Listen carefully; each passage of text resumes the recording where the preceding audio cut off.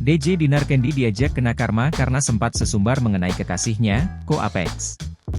Beberapa waktu lalu, mantan kekasih Ridho Ilahi tersebut menyebut pacarnya tidak akan bisa diganggu oleh orang lain.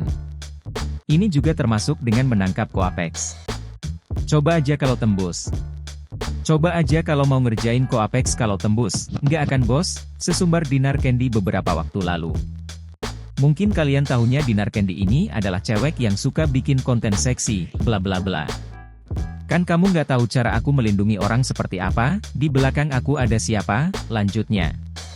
Namun siapa sangka, kini Ko Apex ditangkap polisi atas kasus dugaan penipuan dokumen dan penggelapan dalam jabatan.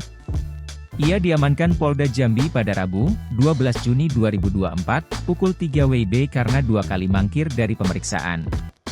Hal ini pun membuat Dinar Candy panen ejekan karena pernah sesumbar. Bahkan, pemilik nama asli Dinar Miswari tersebut juga disebut terkena karma lantaran begitu sombong. Mana yang katanya nggak bakal tembus?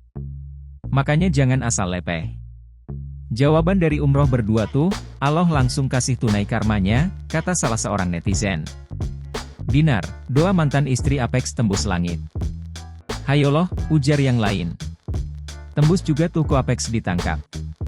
Karma sedang berjalan, sahut warganet lain lagi. Diketahui, Ko Apex dilaporkan terkait pemalsuan dokumen oleh Ahmad Junaidi dari PT Sinar Bintang Samudera, BSS.